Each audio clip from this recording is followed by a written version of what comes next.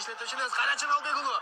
Ildamdığın arttıran жоқ. Виктор Майер менен техникалык жүрүш жана экинчи кабаттан көтөрдү.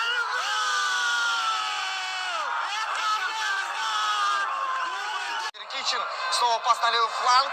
Так, бежит Алкулов на левом фланге. Прорывается, нужна передача. Есть, отлично убрал. Есть пас.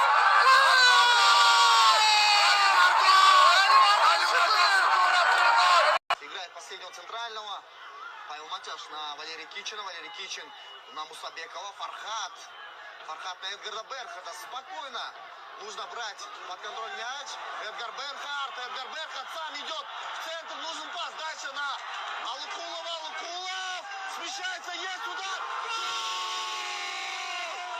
Вот это Гүлжеген Алукулов. Чындыгында эле Гүлжеген Алукуловго Эдгар Берхард мыкты топты чыгарды. Алдыңкы бөлүктөгү ушул байланыш өтө берме Алиман Шукуров. Аны биз Удар. Вот это пушечный удар. Валерий Кичин 5-0. 5-0.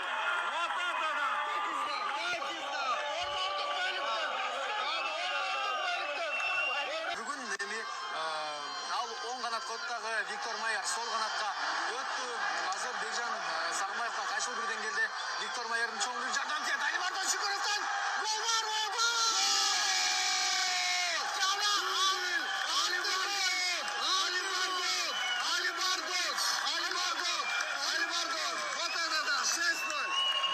Очень ждем хет-трик. Ну что ж, уважаемые телезрители, буквально 30 секунд отделяет нас от обновления рекорда 97 года.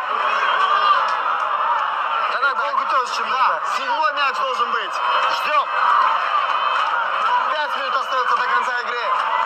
Эдгар Берхард.